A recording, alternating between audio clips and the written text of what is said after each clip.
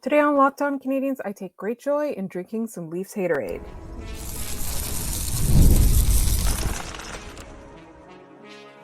You're Locked On Canadiens, your daily podcast on the Montreal Canadiens, part of the Locked On Podcast Network, your team every day.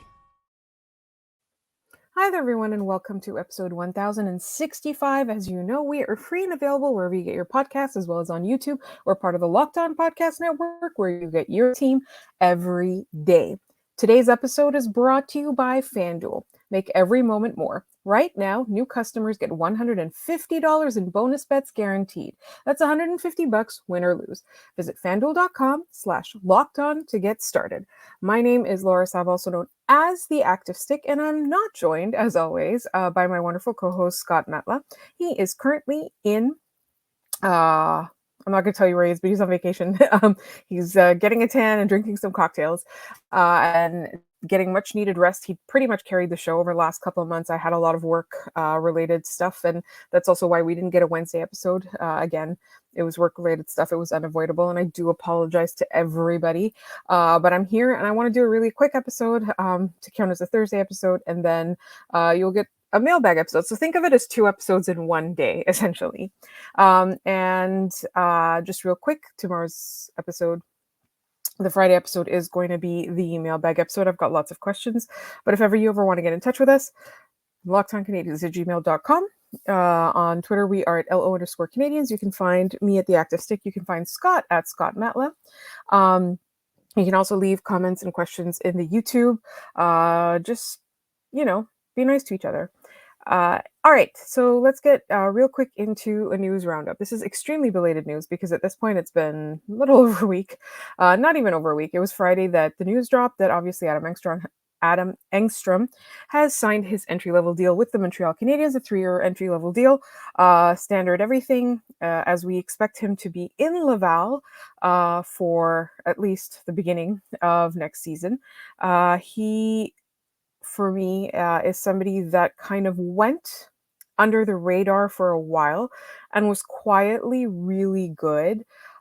And, we were focusing so much on other prospects. Obviously, it's unavoidable when someone is playing in a European league. A lot of times, we have to rely on our experts, the people that we know, such as Patrick Bexell. Patrick, this is an open invite. Please come back on our show and tell us all about Adam Engstrom. Also, Oliver Kapanen. And there's so much to talk about, obviously, because there are some Canadians and Canadians prospects in the IIHF World Championships. But all this to say, the quick thing is with Adam Engstrom, very exciting news. I am very excited to see what he brings to the Canadiens. And I'm also hoping that he alleviates some of my fears because, as we know, the Canadiens do have an abundance of defensemen right now. They are going to have to part with some or package some away, whether they're trying to get rid of a contract or whether they're trying to get prospects or picks for the future in return. So this kind of alleviates my fears, is that if he can step in and be part of that depth the Canadiens have. Like, to me, the depth is the most important thing, especially as you are looking to contend for a long time. And as we see, there are a lot of teams that are, that are good and don't win a cup for very many years. And they end up sacrificing a lot of their draft capital and their future, or they just end up picking really late all the time. So I would like the Canadiens to stockpile as much as possible before that happens. So, if there's somebody who's maybe taking a year longer to develop, but there's somebody who's developed and might end up being too expensive, you can package that person away for future picks, high picks, I mean. All right, all this to say, very, very exciting. Really quick, I'm recording this right after the PWHL game. Unfortunately, Boston won the first game. The game happened tonight in Laval. Very exciting. Lots of passionate fans. It was so heartening to see. And also, I was devastated not to be there. At the end of the day, it is a best of. It's 5 games, so the Canadiens need to win 3. I forgot math all of a sudden. I said the Canadiens. I meant the Montreal team. I'm so sorry. I can't math, and also I can't remember what team I'm talking about. But it was a really fun game to watch, and I was very jealous of everyone who was there. I was meant to be there. And I honestly, right now, I'm kicking myself so much, asking myself why I didn't end up going. I thought it would make my work life a little bit harder if I did, but I really should have gone. It was like by all accounts, and obviously, like there's overtime is very stressful, and the worst team won.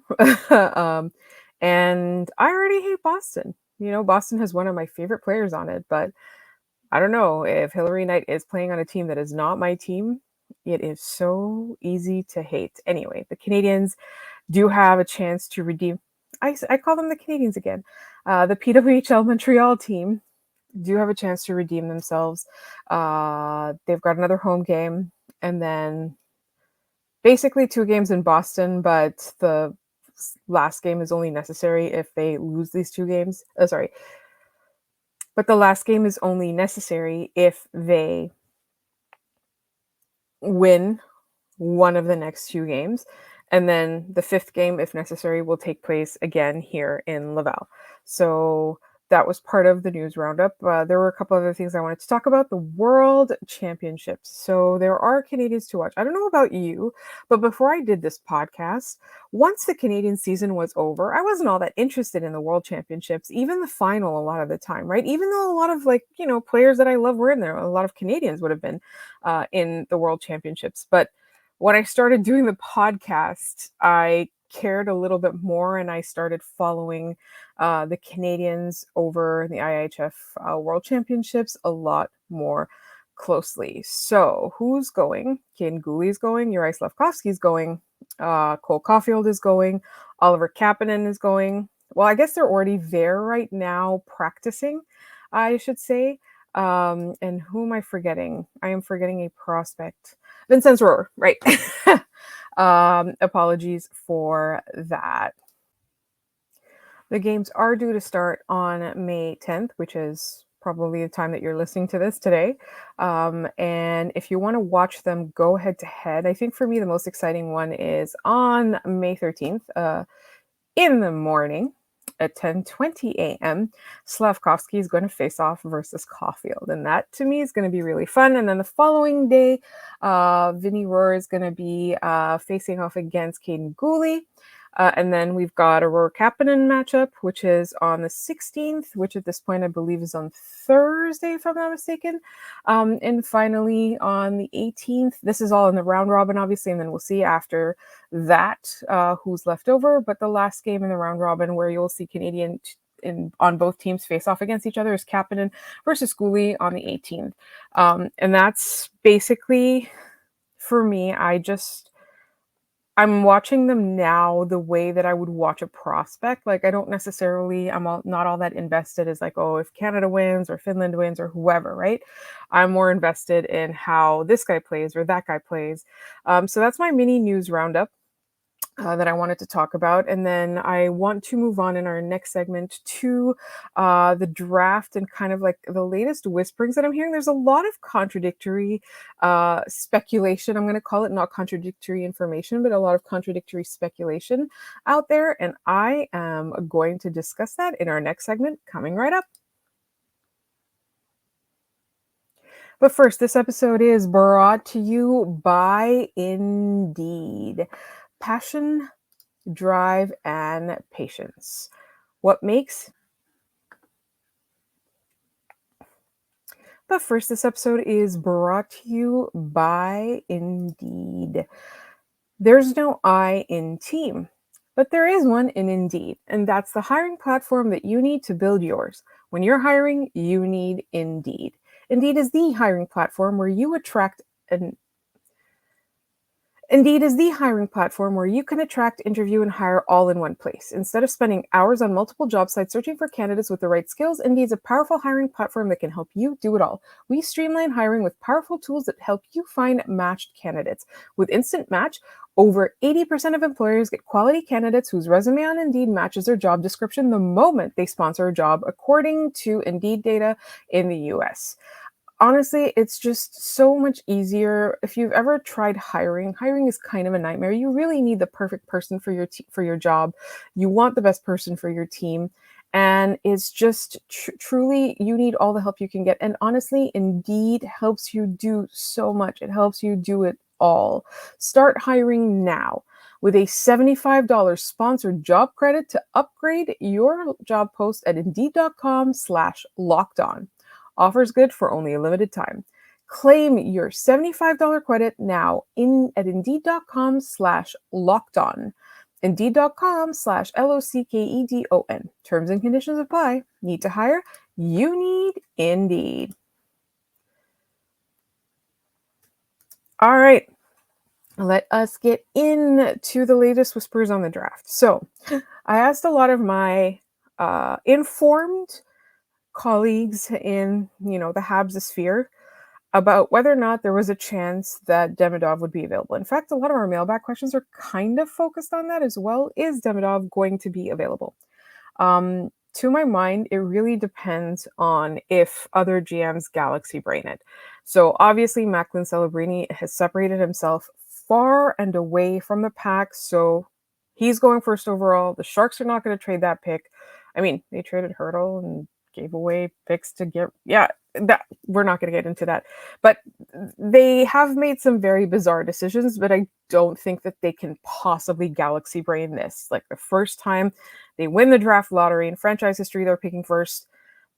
And Macklin Celebrini is just so much better than all the other available options. The biggest wild card, and this is information that comes to me from my lovely friends at, not information, I guess, informed speculation that comes to me from my friends at Locked On NHL Prospects, is that Chicago, unfortunately, is too smart to let Demidov slide. And to me, that's the biggest obstacle. I really think it's completely unfair that Chicago gets Bedard and then gets a shot at Demidov, right? It's essentially like they're pretty much almost winning the draft lottery twice. It's so unfair. It's such an undeserving franchise. It's going to make them contend so much sooner than any other franchise that's in a rebuild, and it's so upsetting to me. But unless they have their eye on a player that they really like more than him, more than Demidov, I don't think that that's really a thing. But picking behind him is Anaheim. And I think we can trust Anaheim to galaxy brain some stuff based on recent history. That is my feeling. And then there's Columbus, who doesn't even have a GM right now. So I don't know what Columbus is going to do. I mean, maybe they know what they're going to do, but I honestly, it could go either way, right? So there's a possibility that Anaheim and Columbus will leave him on the table. So let's talk about, let's say he's not available. Let's say Chicago does the thing, and we all hate Chicago, and we don't even, they don't even deserve draft picks. They should have to forfeit at least a draft pick for what they've done. And they haven't had to do that. And that's, to me, extremely unfair. So assuming that, the name that comes up, honestly, more than Caden Lindstrom is Berkeley Catton. And I don't know that everybody sold on him. And if you look at her commenters, there's a wide array of opinions. But I think, honestly, if you're the Canadiens, the most logical pick, if Demidov is not available, is Lidstrom. Why? If you don't do that, then you're the team galaxy braining it. You're Anaheiming. The consensus from our listeners seems to be that obviously if Demidov is not available, it's always, the caveat is always that everybody's shooting for that. And I think the thing is, he's such a surefire thing that he's not going to drop unless there are GMs that truly believe someone else is going to be better. I just think for him, it's going to be he's the guy that everyone should be looking at. And I truly, truly wish he's available. If he is available, what a steal at 5. Going back to Caden Lindstrom, honestly, I think he's got a lot of skills and a lot of smarts. So he's not one of those players that's like, oh my God, completely separated himself from the pack. But if you're looking at the pack, he's definitely one of the strongest ones, right? He's definitely leading right out of the gate. Like for me, I just like there's a lot of also talk about like picking Tijigala up there at fifth overall is a reach. And I think it is a reach. I feel like at the time, like if you're at fifth and there's really not all that there left for you that seems appealing, then you draft down, you get something else, and then you pick Tijigala later. Like that's that's the feeling and the thought that I have. That's what I think the Canadians should do in that instance. But there's some interesting and intriguing prospects. It's not like last year where there were more question marks after the top two. Like I think in this scenario, the Canadians, even if they trip all over themselves and make a mistake or, don't draft the super best available player, they're still going to get somebody really, really good as opposed to, somebody that is reliable, but maybe not exciting. Like, I think like they would have to really, really try hard to bomb this pick in order to disappoint us. And I don't know. I feel like at the end of this draft, I'm gonna have positive feelings. Like we're gonna be having positive discussions unlike last year where we're like, what in Saku's name were the Habs trying to do there? I don't get it. So anyway, those are my thoughts. But one thing that I do want to point out, and this is just, talk, it's just chat, is that Bob McKenzie, the Bob father, has said that it's not really true that the top five after Macklin Celebrini is set in stone.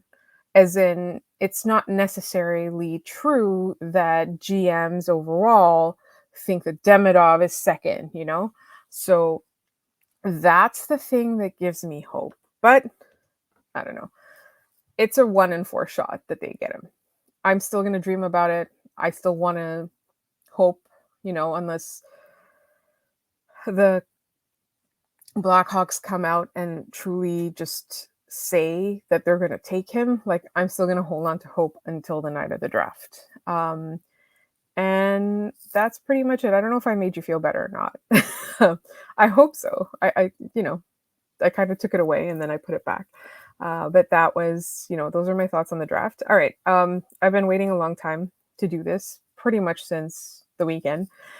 So let's talk about the Toronto Maple Leafs once again in our next segment. But first, I got to tell you that this episode is also brought to you by FanDuel. Why do we love FanDuel? Because FanDuel is it's so easy to use. It is such a user-friendly platform, and it is the best place if you are looking to place bets. It's the best sports book. It is winner take all time in the NBA and the NHL. As you know, as we're in the playoffs, the most exciting time of the year, and FanDuel is giving you a shot to bring home a big win of your own. Because right now, new customers get $150 in bonus bets with any winning $5 bet. That is $150 to bet on spreads, money lines, player props, and more. Visit FanDuel.com/lockedon and make every playoff shot count. Honestly, there's nothing better than the playoffs, and there's so much at stake. You can't help but get interested, and FanDuel is the place to do it. Once again, visit FanDuel.com/lockedon to make every playoff shot count.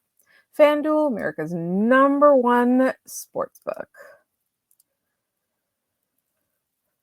All right, folks, it's time for me to drink the Leafs Haterade. All right, real quick. They took some of the fun out of it by firing Sheldon Keefe. It is a bit deflating, but let's talk once again about how the Toronto Maple Leafs cannot help themselves and continue to overpromise and underdeliver. I think the very first thing that happened to me, like in my mind, was that they got some hope, right? they got some hope. It was 3-1, and then it was 3-2, and then they got it to a game 7, and they got some hope. I think that was the first part where I felt kind of satisfied, kind of pleased, is that, they got it to a game 7, and we all know how this one's going to end. And then the game itself. And honestly, truly all of the games in the playoffs, like, let's be honest, like, there were a lot of issues there, right?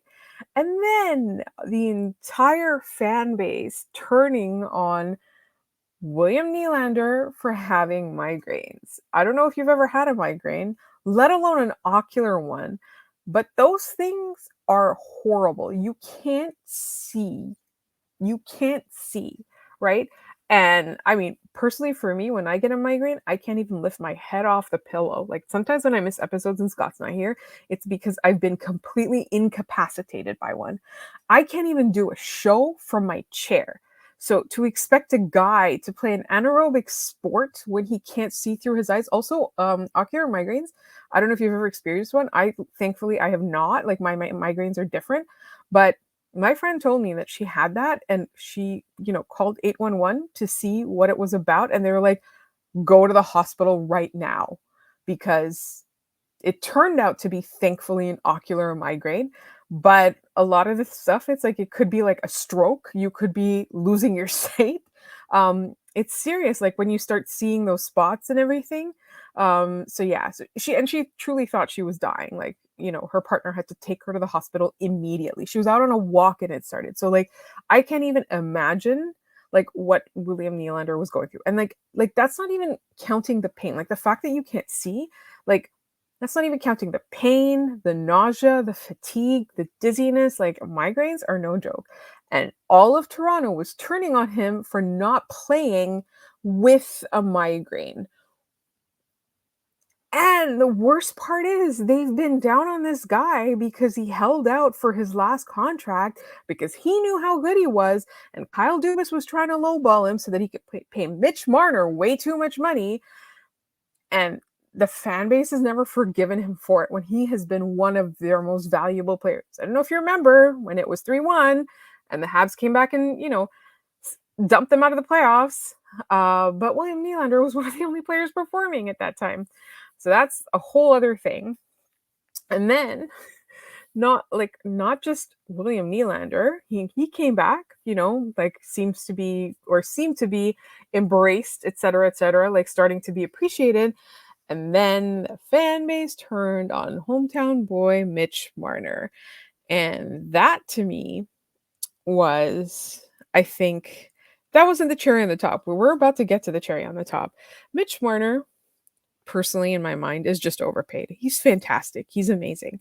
But I don't think you should be paying him that much money, because he produces in the regular season, and yet every single playoffs, it all falls short. We all know that he has, I can't remember what the hockey parent is. Is it like when stage parents? I don't know. Is it called hockey parents, hockey dads, or whatever it is? We all know the story of his dad, and how difficult he is to deal with, and how Mitch Marner's life must have been quite hard growing up, despite his talents and despite his fortunes in being able to make the NHL, being good enough to make the NHL, and being so good at that, and then ending up to be lucky enough to, like, be on the same team, drafted by the same team that ends up drafting, like, one of the best players. As much as I hate him and his face, Austin Matthews, one of those players, like, he gets to play with him, right? Brings out the best in him. I don't think Mitch Marner isn't phenomenal. I really, really, truly think that he's an exceptional talent. I just think that, you know, he's got to be able, at this point, he's enough of a veteran. He's a core piece, but he's enough of a veteran. He knows enough. He's experienced enough to be able to counteract opposing teams coaching against him, strategizing against him. Like, that's the part that, like, always gets me. And so I've always thought he makes too much money. I've always thought that whole thing was a mess. And I always think it's dangerous to tie up that much money in your core. And then I want to talk a bit about Tavares, but not so much because I just think he's washed. He's just tired. He's old and he's tired. Like I don't hold anything against him for like, oh, he didn't take the meeting with the Montreal Canadiens. Like, thank God he didn't. Right? I don't want to be paying that guy that much money to be old. Um, Not to be mean, I'm old myself. I am in fact older than Tavares, but I just like that was not something I wanted on the Habs, and it's working out on the Leafs exactly how I thought it would, right? So that whole thing. But for me, the cherry on the cake was Sheldon Keefe. He was very classy about his firing. He has been let go, or they're parting ways, or whatever it is. He was very classy. Sent a message to the fan base. He does have his defenders, in amongst the fans. I never thought that he adjusted enough to previous failures. This is his first NHL head coaching gig, obviously. By all accounts, the reason he was here is because he was thought of as like the next one. And partly that could have been the Kyle Dubas and Sue Greyhounds, like the whole hype thing. I don't know. And and him being coach of the Marlies and the Marlies being so good. But I mean, I'm sorry. They drafted so high for so many years. Of course the Marlies were good. But I feel like he's one of those people that like will bounce back, he'll learn, he'll adjust, he'll be a better coach. But he just wasn't that way. And after they lost, to not fully take ownership of the losses, to me was really funny. Like his quote was like, "Every time teams play the Leafs, they set up the game in such a way that the Leafs beat themselves." Dude, you're the coach, or you were. The Leafs shouldn't be beating themselves. You should be figuring out a way to get them to stop doing that. Anyway, that to me was, I think, the funniest thing. And the best part is they fired him, and the guy who's in charge of the Leafs right now, I don't know that he's gonna make a sound coaching decision, honestly. So we'll see what happens. In the meantime, I'm at the end of this episode. The next episode is the mailbag episode. I have lots of questions, so please make sure that you tune into that as soon as possible. It's dropping very, very shortly. And make sure you're subscribed to this podcast wherever you get your podcasts, as well as on YouTube. We are free and available, like I said, 5 days a week, except this week because I messed up. You can find us on Twitter at LO_Canadians. Please email us at lockedoncanadians@gmail.com. We like to hear your stories. We like to hear your thoughts. We like to get your mailbag questions, and it's the off season. If you have topic ideas, suggest them. If you have hockey book club ideas, suggest them. I had such a great time talking to Sam Jeffries earlier this week. You know, any hockey books you want us to tackle and talk about, let's do it. Let's read it. Let's do it. Let's get our hands on it. I love hockey book club. We have so many prospect guests coming up as well. So send us prospect questions too. Again, lockedoncanadians@gmail.com or on Twitter with LO_Canadians. Thank you so much for listening, and I will talk next